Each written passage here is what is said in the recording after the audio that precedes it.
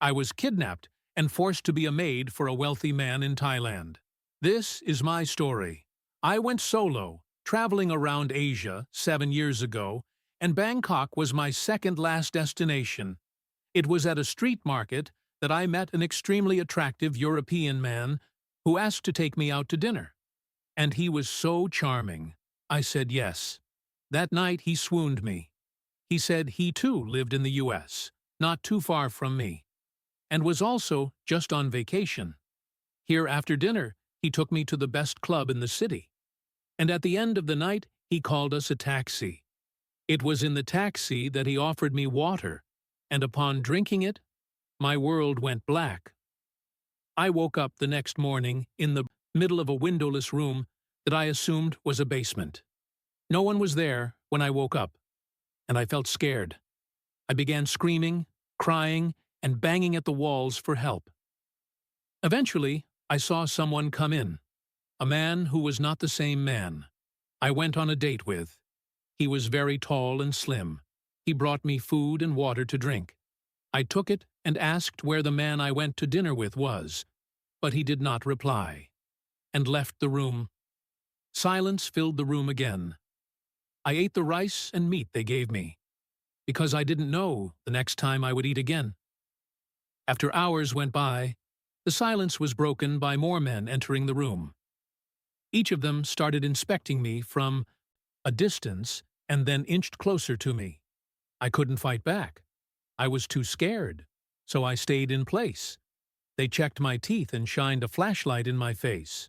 The most horrifying part, they began to search me.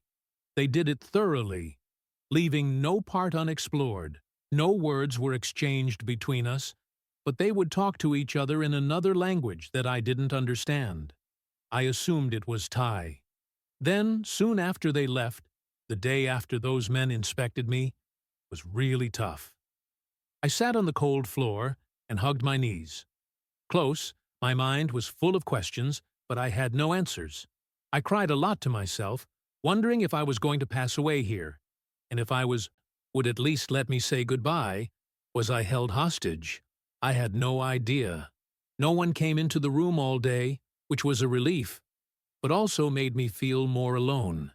The silence was deafening. It was hard to breathe. As the day went on, I kept thinking about the day before, trying to remember any small detail that might help me understand why I was here. But everything was a blur. Their faces and their voices. None of it stuck in my mind. Days went by, and my sense of time was completely out of whack. I didn't know whether it was day or night. The only thing that I had to entertain myself was the food and water they'd bring. Every once in a while the room was big and bare and had a singular light bulb on the ceiling that barely illuminated the room. I felt like I was losing my mind every time I turned around. I thought I saw people in the room with me. I started hallucinating at what I assumed was nighttime. I would dream about being home with my family, and then I would wake up to the nightmare.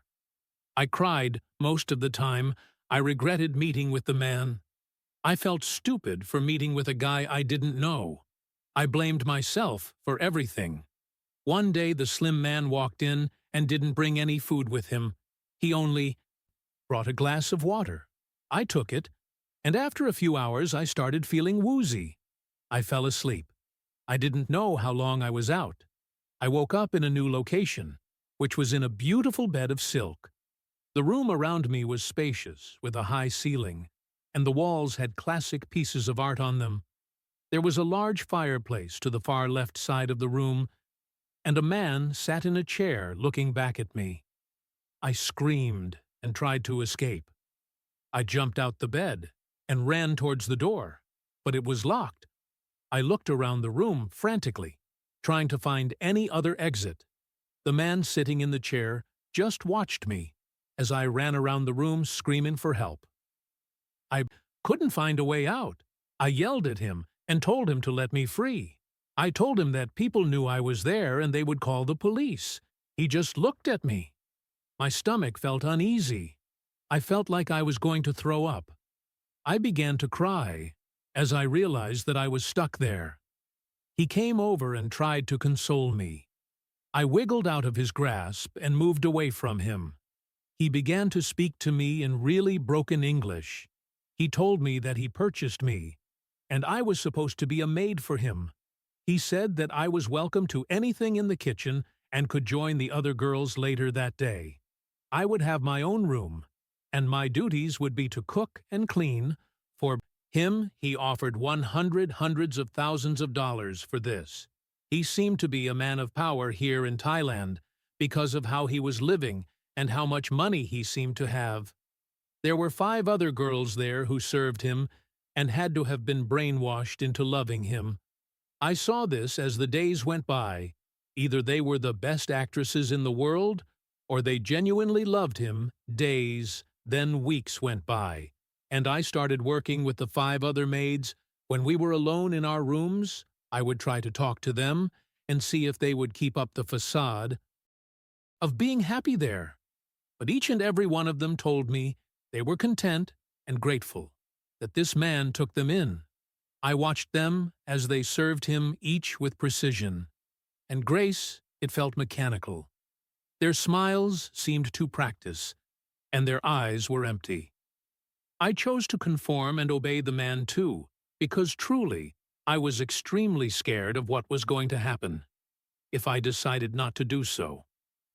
After a while, the man began to call me more to his room. He would prefer me to wash his clothes and serve him dinner.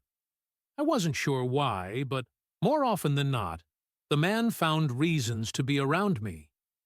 I think he thought I was prettier than the other girls. One night, he invited me to his library in the mansion. He told me to dust the bookshelf, and I did as I was cleaning. I felt him watching me. I looked over and saw him nod and smile. He came over and picked up a book off the shelf. He asked if I had read it. I shook my head, and he handed it to me and told me he never wanted the maids to watch TV or even listen to music. So his telling me to read this book felt like a test. I did as I was told and took it from him. Soon I was given more important tasks. He let me take care of his private study, a special room no other maid could enter. This made me realize he trusted me a lot. After being this man's maid for a year, I was his favorite. He would call on me to do almost anything and let me have special privileges that the other maids could not have. This infuriated the other maids, and I could hear them talking about me behind my back. They just didn't know about the trick that I had up my sleeve one night after cleaning the man's private study. I noticed a cell phone sitting inside the drawers of his desk. I hesitated and looked over my shoulder. I needed to know if this was a test. So for the first night, I left it there and made note of where I found it the next few days. As I cleaned his private study, I checked again and again, and the phone would be there. 2 drawers down on the left side of the desk on the 5th day. I decided to open it. Luckily enough, there wasn't a passcode on it. I tried to contact anyone in the US. I hoped that my message would reach them. There was only 1 bar of signal that flickered in and out, so I grabbed the phone and walked around the room to find a better signal. I couldn't find any, so I climbed on top of the desk. Adrenaline flowed through me at the thought of being caught. I scrolled through the phone's contacts. Finally, I found a spot where the signal stayed.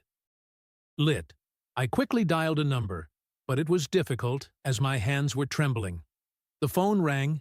The ringing felt like an eternity, and I was sure no one would answer until I heard a voice on the other side saying, "Hello."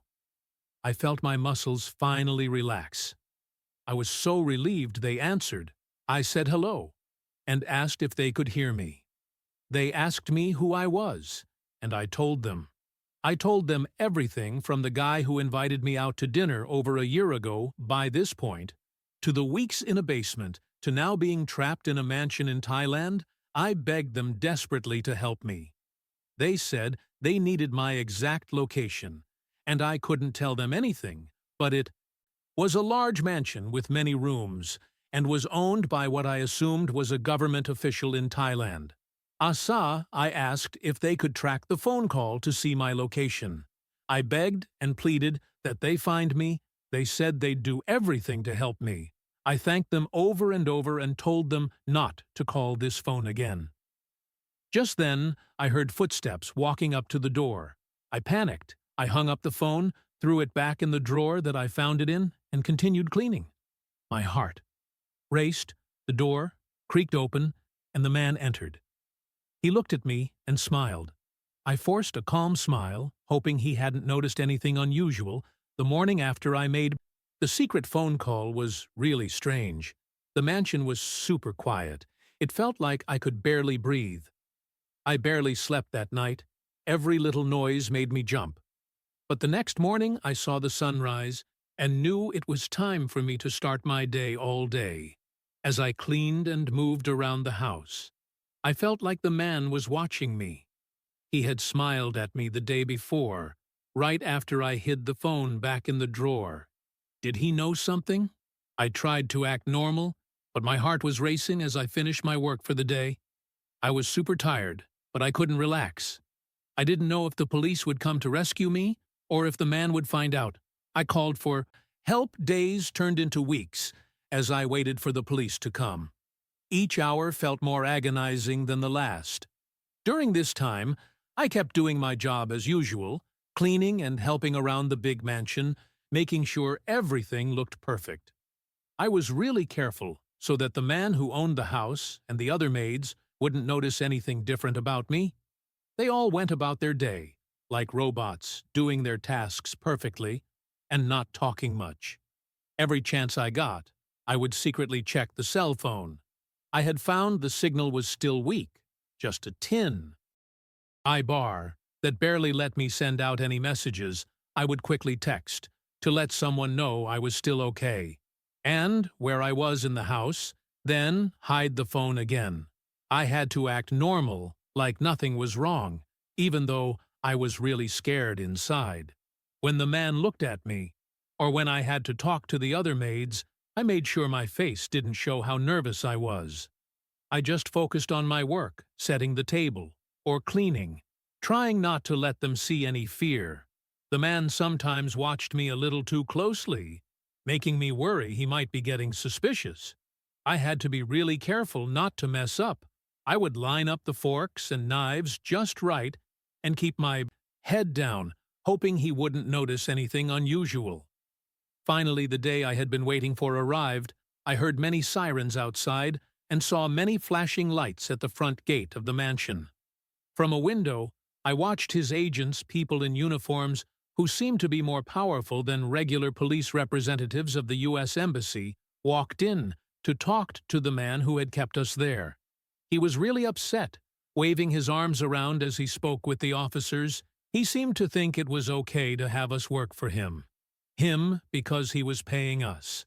Like we were just regular employees. One of the officers came over to me quietly. While this was all happening, he signaled that it was time to leave. My heart was pounding as they took me away from. There we walked past the man and the agent arguing, and they got me in the car safely. The look of betrayal on the man's face as I was escorted by authorities was burned into my memory. We went straight to the airport, and I got on a plane going back to the U.S., sitting in my seat. I kept thinking about the man arguing with the agents, still trying to claim he had done nothing wrong when the plane landed back home. I felt so relieved. More agents met me and told me I'd be taken to a safe place where I could rest and talk about everything when I was ready. Walking through the airport, I felt safe but also worried about the other maids I had left behind. I was back in the U.S. now, and I knew I had a lot to figure out about how to get back to normal life. From that point was hard.